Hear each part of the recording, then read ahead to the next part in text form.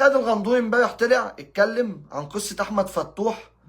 بيقول لك احمد فتوح بعد ما دفع مبلغ كبير في الديه، كان موعود من ممدوح عباس ان هيديله مبلغ بالملايين عشان ما يبقاش دفع رقم الديه لوحده. لكن اللي حصل ان مفيش فلوس راحت لفتوح، فقرر ياخد موقف وقال مش هسافر مع الفريق، وكذب وقال ان هو تعبان وقال عندي برد.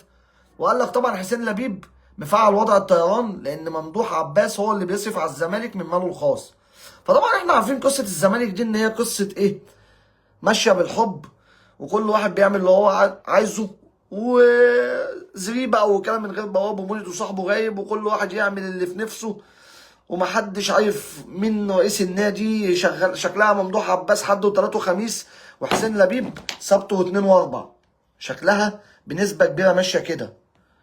احنا مش عارفين مين رئيس الخرابه دي.